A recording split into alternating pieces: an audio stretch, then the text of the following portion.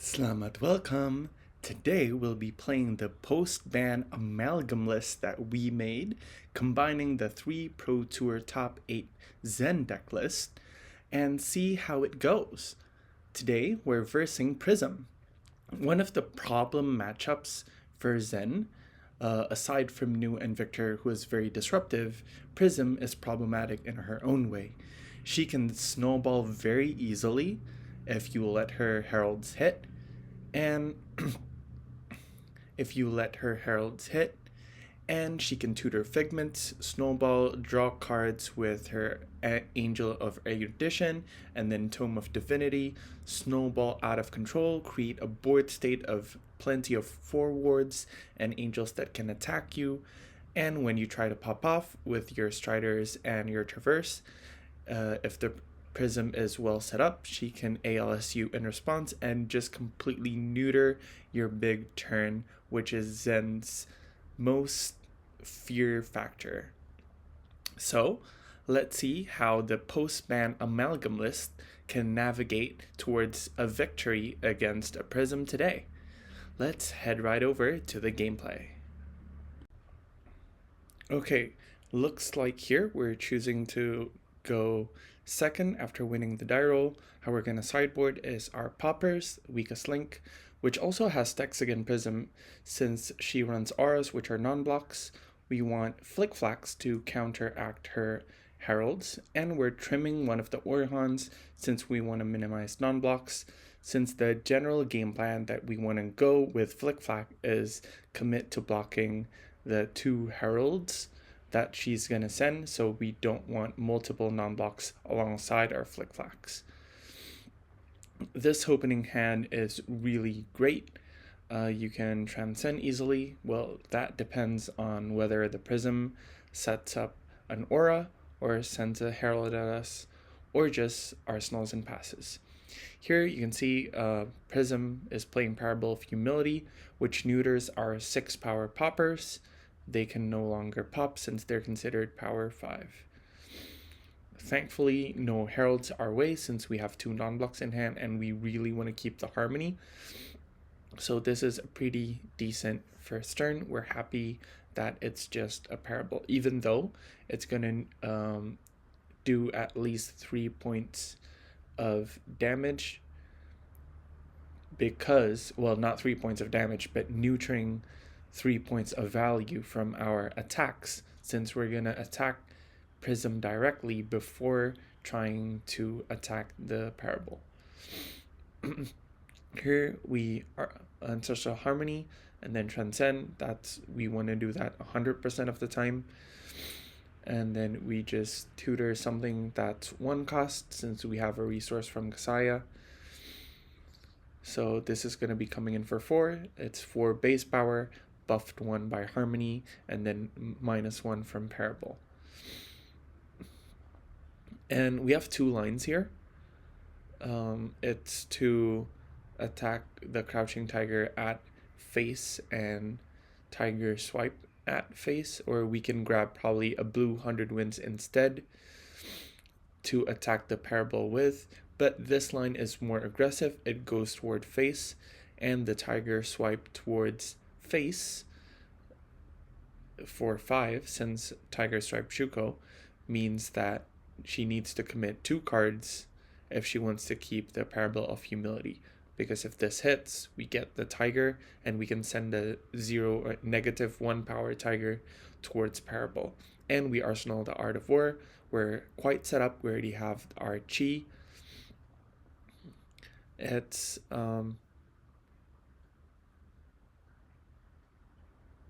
they let the Tiger hit, so we get the Tiger, so we can kill the Parable for free. This is where we discussed after the game is done that they consider they probably should have blocked the Tiger Swipe so they can keep the Parable around, which means that if we try to pop off here and we go like 7 links wide, the Parable will be netting 7 more value. Here our hand is kind of nutty, and the Herald is coming in for a breakpoint, So we're gonna declare no blocks and see what they're gonna do next. Yeah, I would block with Traverse and Strides this turn, but not right now.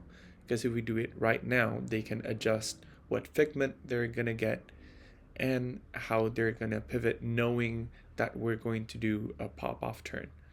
By not, the risk here is if they don't attack, then we lose the value. See, they have the ALS. If we committed our head and leg piece, they would have kept the ALS, and when we tried to use our Artivore at our turn, they would play the ALS and we would be very, very sad. Thankfully, they only come in with another Angel. It's creating a bunch of spectral shields. We don't really care about that. It's gonna reduce our damage output by a bit, but not by a massive amount, since we have bonds and Artivore and multiple aspect of Tiger body, so we can satisfy any combo card that requires tigers. You can see them knowing that we're going to try and pop off and kill them, use the free flip from Empyrean Rapture just to flip their Angel of Protection to generate an extra 4 ward. So basically they're at 30 life, we're at life parity. However, we have a 7 card hand. All we have to do is pray that they don't have a ALS and enough resources right here. We start off with Artivore, which I think is the correct play. You don't want to tutor with Zen before you Artivore, because you might draw what you want to fetch with Zen. So for example, there, if we drew the Descendant, we can tutor for something else. Thankfully, we drew the Chase the Tail. Sadly, we do not have a Descendant in our graveyard, so we cannot do double bonds this turn. So we're just gonna pop off, use everything except for 1 bonds, and keep that bonds in our arsenal to create a big turn during our next turn also.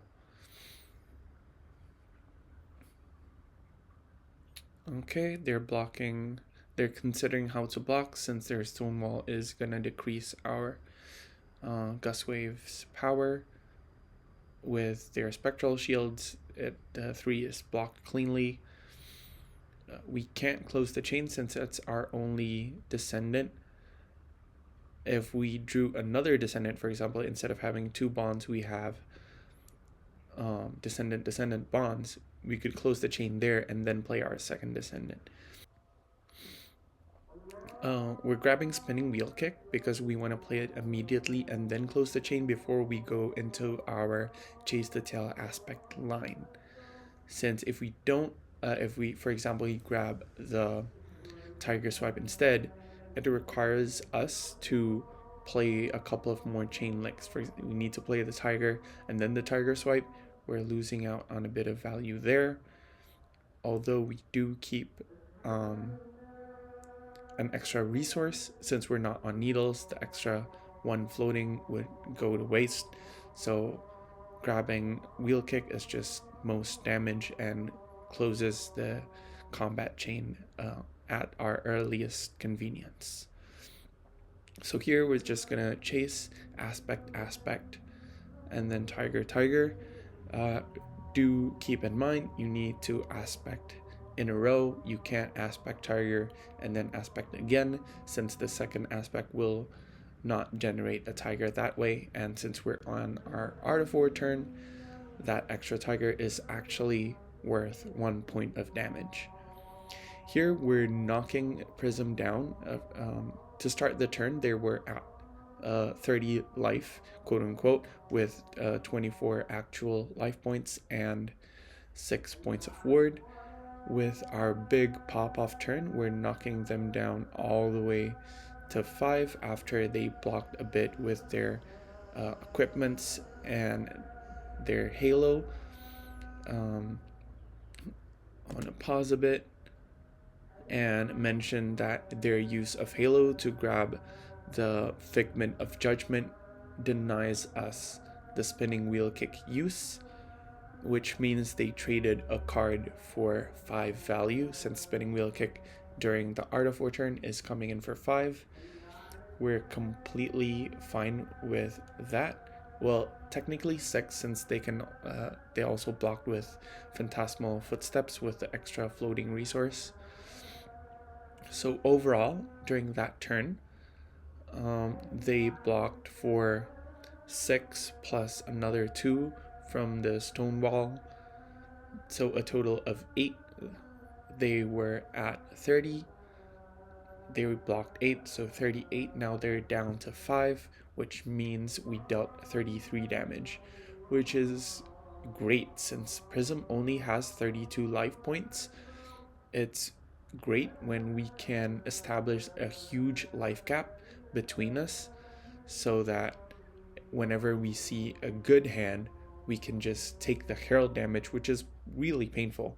Herald, flip Angel, attack with Angel into another Herald is usually a 7-4-6 for a total of 17 points on offense and an additional 4 points on defense, which is scary.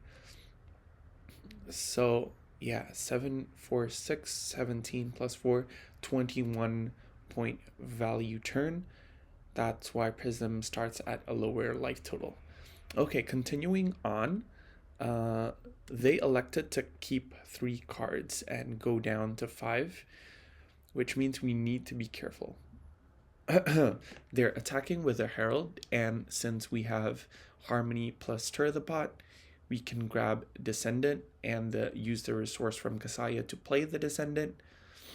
We're opting to not attack with the Flick Flack, since if we want to go towards the chase aspect line, we need the resource from Flick Flack to play the Chase the Tail to do max damage. So on a Harmony, Descendant, Bonds, Chase aspect, that's 4 plus 5 is 9, and then another 5 plus 4 is another 9, 18. And since we still have our Tiger Stripe Shuko, the second tiger will be coming in for 4, so that's a 22 point turn, with Prism being at 5, and most likely they will only have 1 Ward Angel, and they can probably create another during their own turn, but they need to spend a card to do so. It puts them at 9 life with an extra 4 and 3 cards, which means 22 should be able to do the job unless we get knocked down by ALS. Thankfully, their Angel of Erudition didn't draw them into an ALS. Harmony whiffs, it's okay. Be very mindful that your Harmony will whiff most of the time. The ratio has been trimmed down, so it's under 30, and with a bunch of tutoring during the mid game, usually you will have, if you have a 40 card deck, less than half of it will be combo cards, so it's okay having a Harmony being a 0 for 4 here, a blue 0 for 4. That enables our Transcend is good enough. If it hits something on top of that, that's just gravy. Here, as you can see, we did not commit to using our Flick Flack, even though the original game plan was to preserve life and defend, but we drew into a hand that can pressure them and try to kill them. We just gotta keep it for the extra resource. I feel like I made the correct play here. Otherwise, I would be grabbing something like Tiger Swipe, which is 4 less damage, since we do not get the buff on the tiger afterwards. However, we do save 4 life, but if the 4 damage that we're saving is not actually blocking out a Herald, since if we want to block out a Herald that was coming in for 7 last turn, we needed to commit our equipments, and we needed the resource from Kasaya to play our Descendant. And since they're at a life total, every bit of damage that you present to them above 12 will either leak damage or kill them outright. For example, they're able to barely survive here. It took them basically everything they got. They popped an extra figment, they used their leg piece, they blocked with 3 cards, and they still went down to 1. So them being at 1, we just want to go multiple links wide. We're gonna start with Harmony pitching a blue since it creates a tiger, and since we still have our Tiger Stripe Shuko, we can present the tiger for another point of damage, which is lethal, which will take a card from them. And they can't use a resource from their hand that's they're gonna use to flip a figment into their rapture, since the tiger will have the Shuko buff and cannot be prevented by ward. Especially since they've pitched a yellow here, it's gonna be very hard to block. Thankfully, they had a that's all you got. They're gonna get their card back. The tiger's coming in for 2 since we Kakara'd first, and this they can't block with an angel. They need to commit a real card, and then we finally come in with our Enlightenment for 5. We just want to do damage. Oh, and we get to draw a card for our arsenal next turn.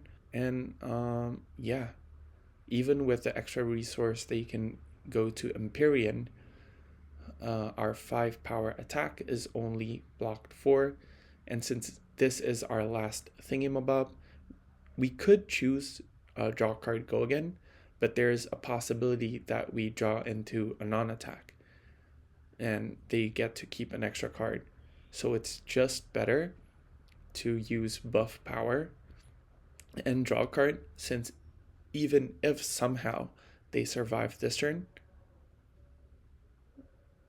like that, we get to keep an extra card. We're playing with a 5-card hand, and it's very, very unlikely that Prism at 1 with no cards in hand, basically no equipment left other than their leg piece, can survive. But that's all you got. Netted them an extra card, which means they could flip an extra angel. This is where I want to highlight where I felt like I made the mistake. They flipped one of their figments into an angel, which means they have a ward 4, and I'm starting my turn by attacking with a 4-power attack. This is a very simple, easy, no blocks from them unless we have an Art of War. What I should have done was probably start with a Kakara, so they don't know what's gonna happen yet. And sadly, we don't have go-agains here. We don't have the tiger. We probably could have... Let's rewind a bit. Okay, so with this hand, what we could do is play the tiger form incantation, pitching a drop in the ocean, generate a tiger. We have 2 floating. We play tiger into chase the tail, into spinning wheel kick. No, that's actually worse. Since the spinning wheel kick is easily blocked by the angel, and we're only presenting 1 breakpoint, which means they can spend only a single card to flip the angel. So the line to play spinning wheel kick, pitch drop into Kakara, and then pitch tiger form incantation into weakest link is correct. However, you want to start with the Kakara before the spinning wheel kick, so they commit cards before knowing what's coming next. Since Kakara is very threatening with anything that can generate a tiger, since they're at 1, any tiger that has the Kakara buff is lethal. So if we start with Kakara, they might commit their 3 blocks there first, trying to keep their angel around. And then, it presents more opportunities for your opponent to misplay or misblock by presenting a 4-power attack into a 4 ward angel. That just takes the decision making from your opponent, since they get maximum value from their angel. If you Kakara and they see that you still have an arsenal and 3 cards, they might let the angel go if they have a non-block in hand and they want to conserve the life total. They want to present another blocking option that can block more longer chain links for smaller attacks. So yeah, I feel like that's the one glaring mistake that I made this game. Let's fast forward. They have to have 2-3 blocks here. And on their turn, again, they still have 1 figment left, which means they can again flip their angel, but we still have an arsenal. Okay, this is a great hand, since we can, they chose to not flip the figment there, which is interesting, but it's actually not. It's very simple because they want to do it on their turn, so they can use their resource for footsteps as well, since this is their last figment. If they still had another figment on top of the ravages, then they would try flip one on their turn and then flip one on this turn. Okay, we got the tiger, which means our chase the tail has go again.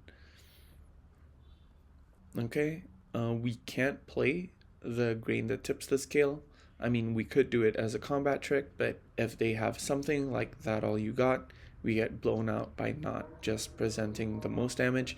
This line we're presenting 2 with the Kakara, 1 with the tiger, 4 with the chase the tail, which is another breakpoint, and 3 from the 100 Winds, and then it ends with an E-strike for 7. So just way too many breakpoints. And yeah,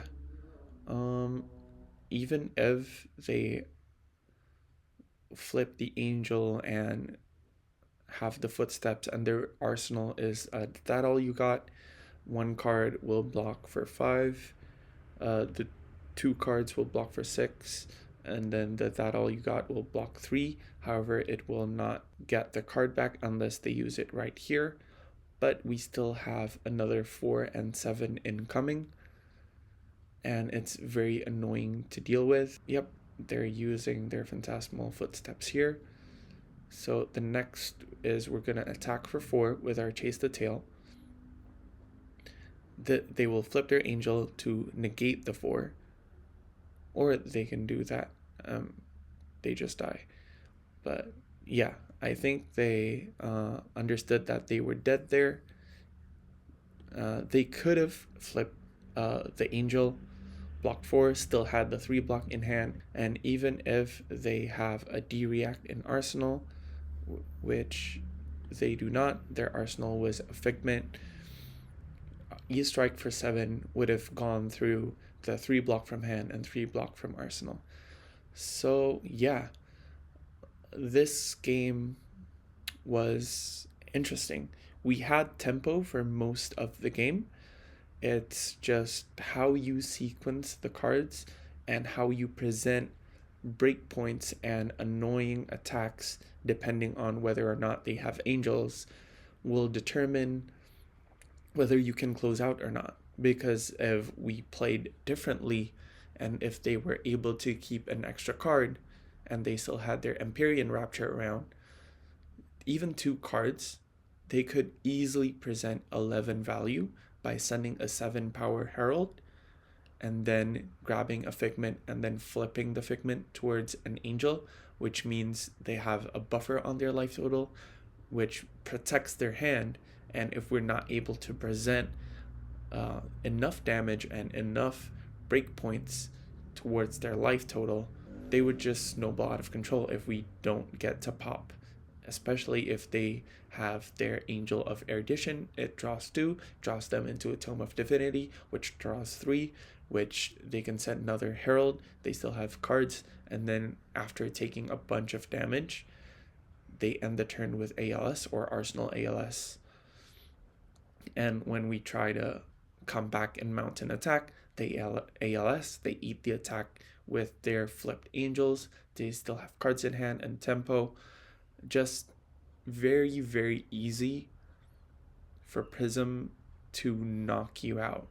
So that's why going with a higher damage line towards them might be better than choosing the higher value line. Even though it preserves your life total, if you're not presenting enough damage towards Prism, where she feels comfortable to eat one or two of your attacks and keep one or two extra cards, those cards can and will outvalue you.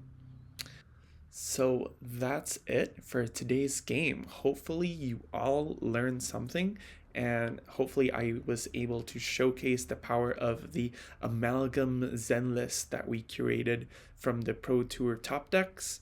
And it's been performing really well. Other than this game, I have a couple of other games lined up for you, and I hope that this method of post game commentary is also interesting compared to my usual on the play by play commentary and not doing it retrospectively. I'm stealing this format from Daily Fab Gameplay Lupine Fiasco.